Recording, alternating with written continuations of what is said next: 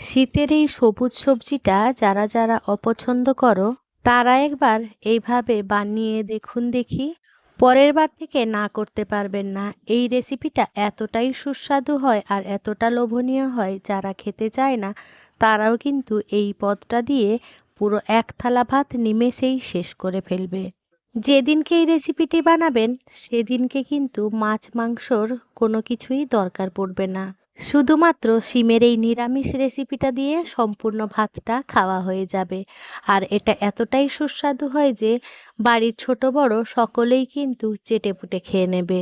তাই বন্ধুরা, শীতের এই টাটকা সবুজ সবজি দিয়ে আপনারা একবার বানিয়ে দেখতে পারেন।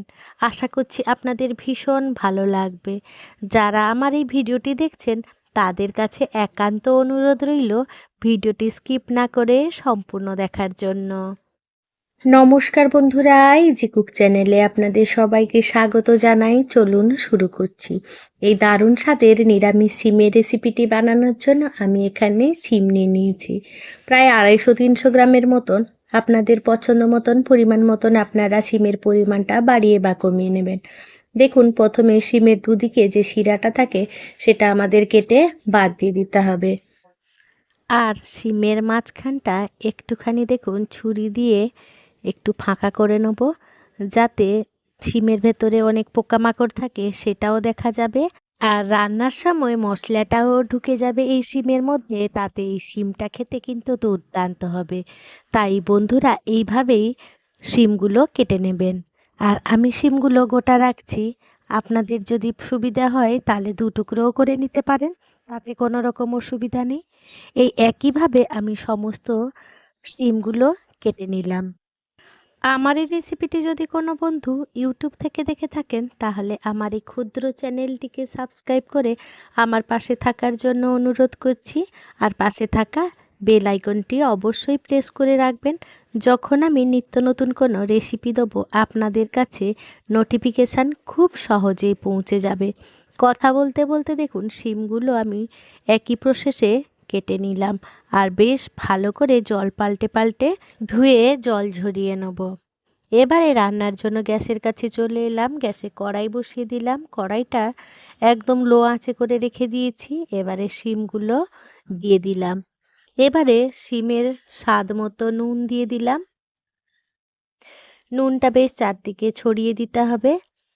এবারে দিয়ে দেবো হলুদ গুঁড়ো, আর দিয়ে দেবো সামান্য একটু লঙ্কা গুঁড়ো, এই 1/2 চামচেরও কম। এবারে একটা টমেটো আমি 2 টুকরো করে নিয়েছি, টমেটো দিয়ে দিলাম।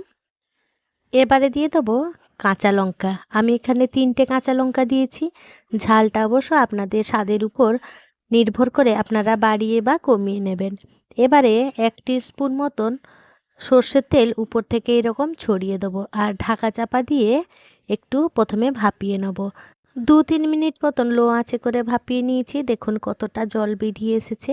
এবারে সমস্ত উপকরণগুলোকে বেশ ভালো করে নাড়াচাড়া করে মিশিয়ে নেব, দিয়ে শিমগুলোকে বেশ ভালো করে ভাজা করে নেব।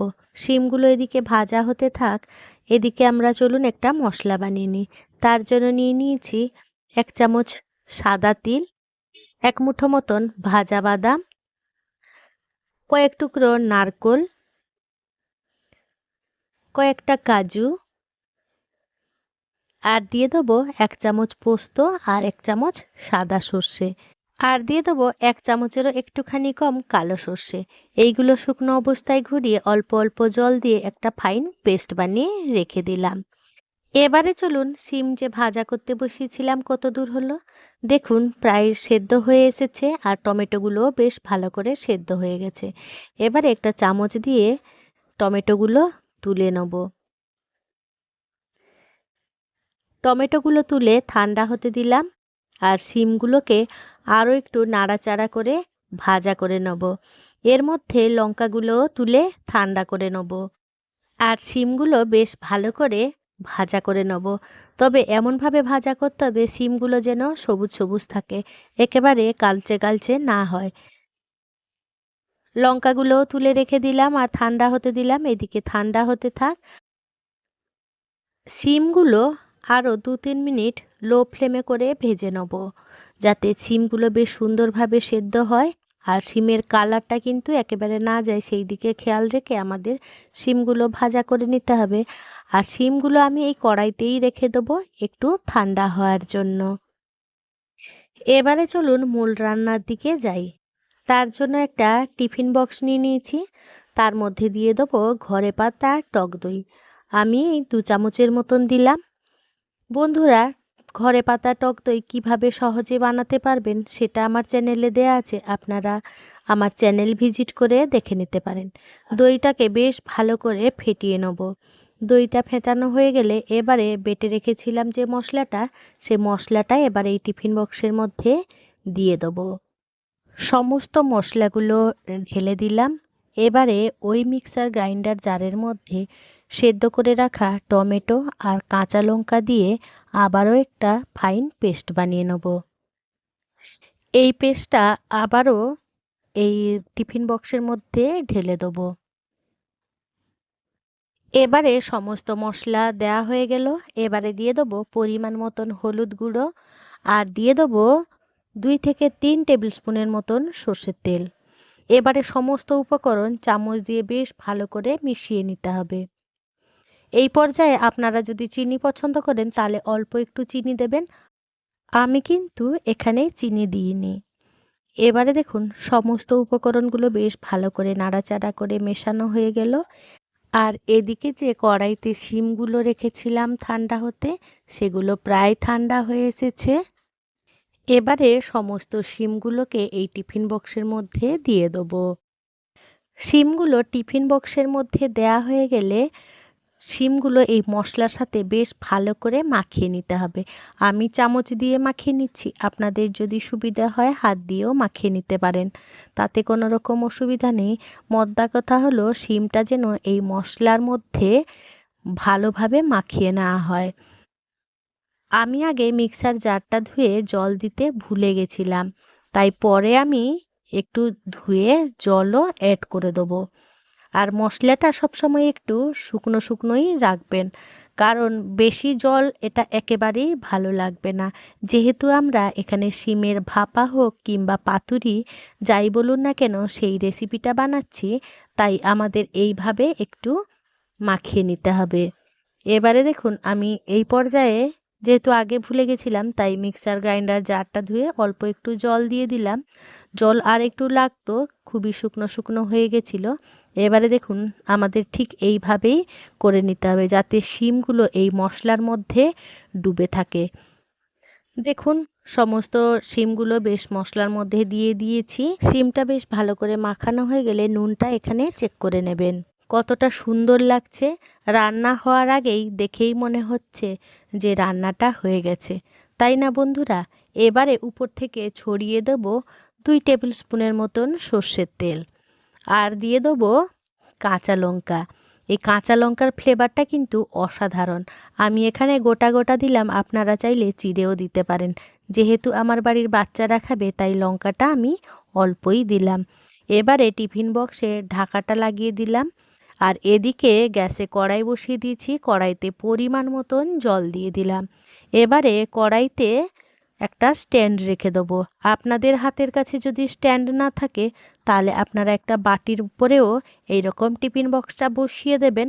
এবারে দেখুন জল ফোটা অবধি আমরা অপেক্ষা করব, আর ঢাকা চাপা দিয়ে লো টু মিডিয়াম আঁচে এটাকে ভাপিয়ে নেব 8 থেকে 10 মিনিটের মতন।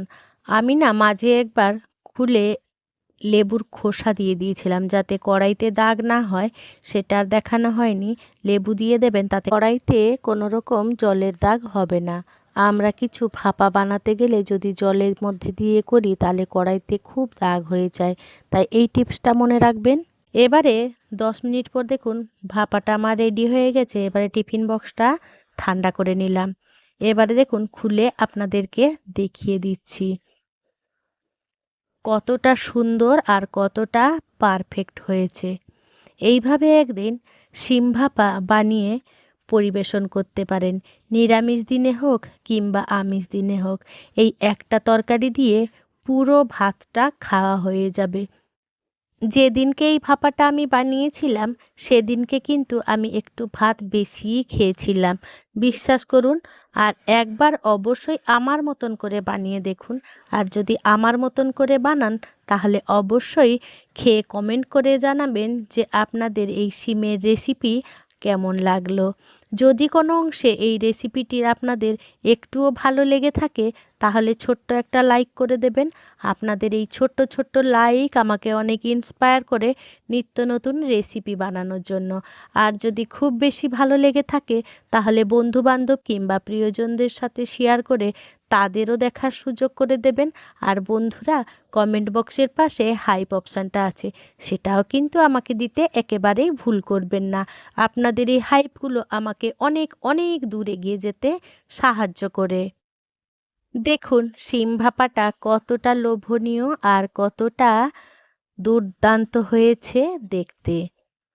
যে সকল বন্ধুরা আপনাদের মহামূল্যবান সময় দিয়ে আমার সাথে এতক্ষণ থাকলেন তাদেরকে জানাই অসংখ্য অসংখ্য ধন্যবাদ। আপনারা ভালো থাকবেন, সুস্থ থাকবেন। দেখা হবে পরের কোনো নিত্য নতুন রেসিপিতে।